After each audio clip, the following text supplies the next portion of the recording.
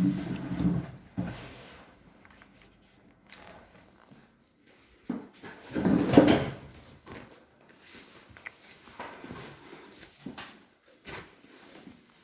सभी देशवासियों को महात्मा ज्योतिबा फुले जी की 198वीं जयंती पर बहुत बहुत बधाई।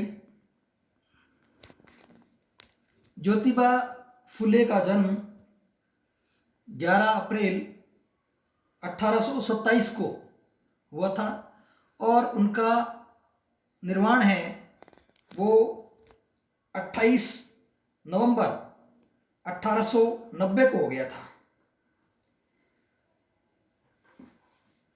भारत के महान समाज सुधारक, विचारक, लेखक, समाजसेवी, क्रांतिकारी, शिक्षा प्रेमी और महिला शिक्षा के पुरोधा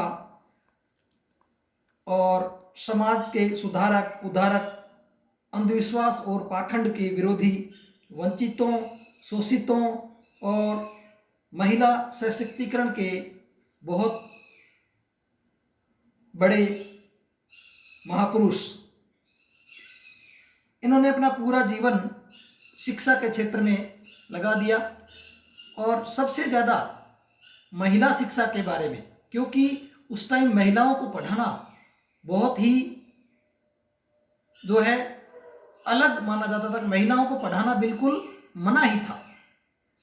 ये इस बात से उजागर होता है कि जब इन्होंने अपनी पत्नी को पढ़ाकर और दूसरों को पढ़ाने के लायक बनाया, तब इनकी पत्नी जो सावित्रीबाई फुले जी है, वो जब पढ़ाने के लिए जाया करती थी बालिकाओं को, तब वहाँ की महिलाएं और जो लोग उन पर गली का कीचड़, गोबर वो फेंकते थे।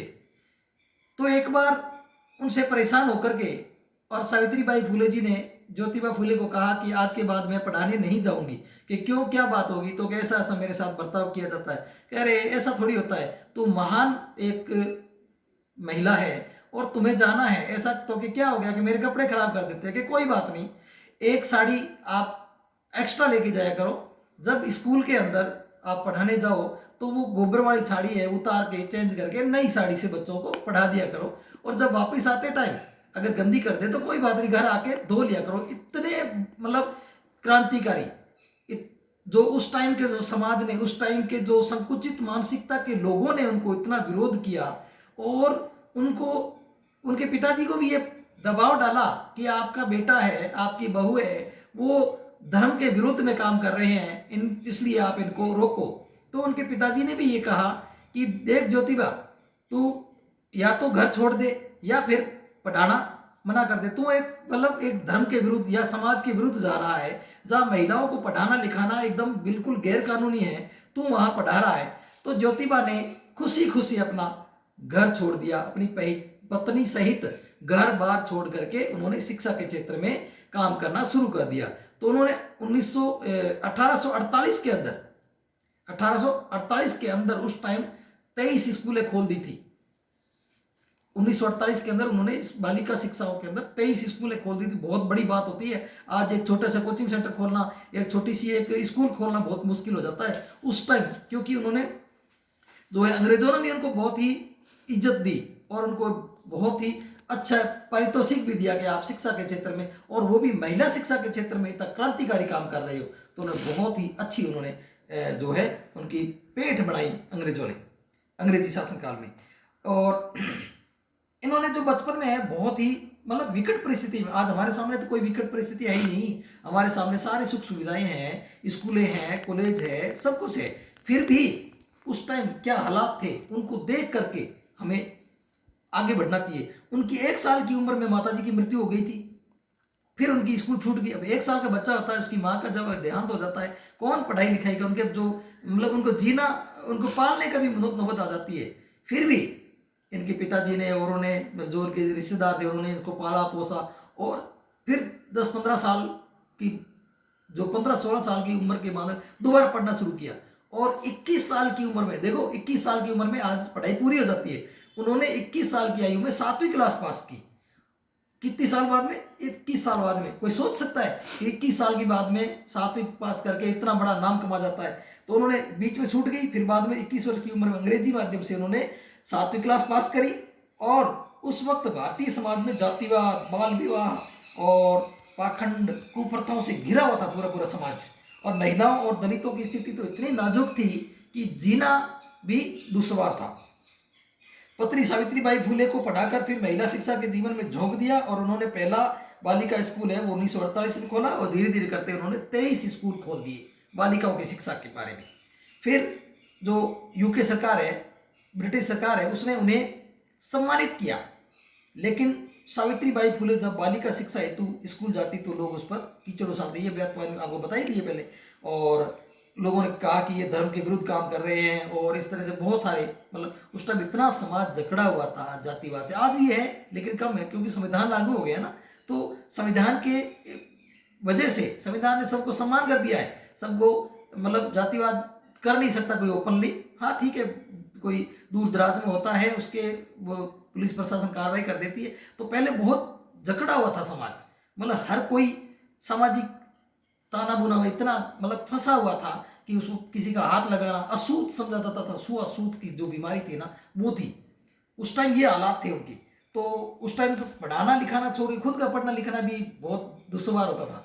तो ज्योतिबा फुले जी ने बहुत ही मेहनत करी, अपनी पत्नी को पढ़ाया, खुद महिलाओं को पढ़ाया, फिर आज उनको याद किया जाता है। और 1888 में मुंबई में एक विशाल महासभा हो रही थी, वहां उन्हें महात्मा की उपाधि दी। क्या दी? महात्मा की उपाधि दी। और 1890 में 63 वर्ष की आयु में महात्मा ज्योतिराव फुले जी का निधन हो गया। और उनके जो नवंबर हो गया, फिर अप्रैल में यानी 5 महीने बाद में बाबा साहब का जन्म होता है 14 अप्रैल 1891 के अंदर।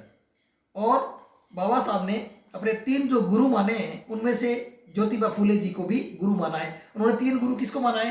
तथागत बुद्ध को, कबीर जी को और ज्योतिबा फुले को। अब देखो खास बात क्या है, गुरु किसको मानते हैं? हम सोचते हैं कि अपने गुरु हमारे समक्ष, हम गुरु के चरणों में जाए, लेकिन इन तीनों गुरुओं को बाबा साहब ने देखा नहीं। तथागत बुद्ध इनको भी नहीं देखा, कबीर जी को भी नहीं देखा, लेकिन ज्योतिबा फुले जी को भी नहीं देखा, लेकिन इन सबको, इन्होंने तीनों को गुरु माना है। किसने? बाबा साहब ने। तो ज्योतिबा फुले जी ने बहुत सारी किताबें लिखी है, उनमें से सबसे महत्वपूर्ण है गुलामगिरी।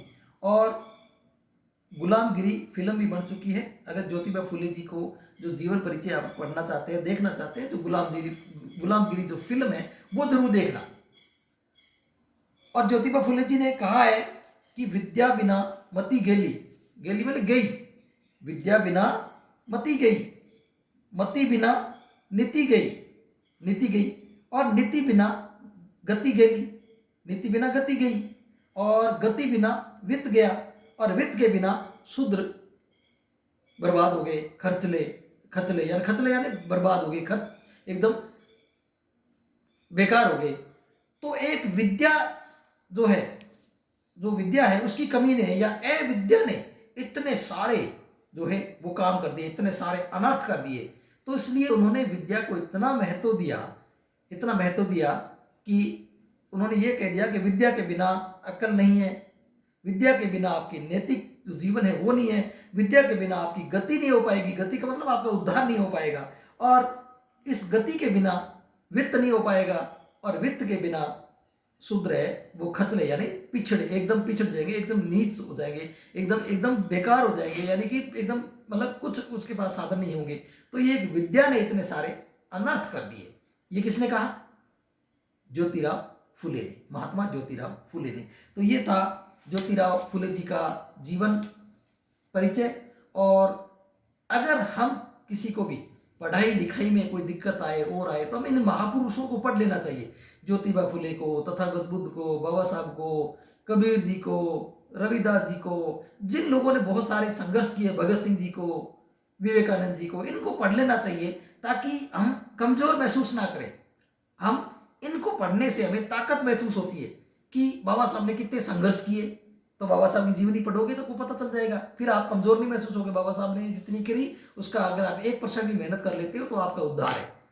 और ज्योतिबा फुले इनका भी आप पढ़ोगे तो इनका संघर्ष भी कम थोड़ी था। 1 वर्ष बाद में इनकी माता जी का एक्सपायर हो गई थी और बाबा साहब की 7 साल बाद में माता जी एक्सपायर हो गई थी। तो उस दौरान इन्होंने कितना बड़ा देखो नाम कमाया है, बहुत ही महत्वपूर्ण और बहुत ही अच्छा काम किया है इन्होंने। तो अब हम इसी को विराम देते हैं। आप पढ़ते रहिए, अच्छे अच्छे महापुरुषों का उनके संघर्ष को पढ़ते रहिए। नमस्कार, धन्यवाद।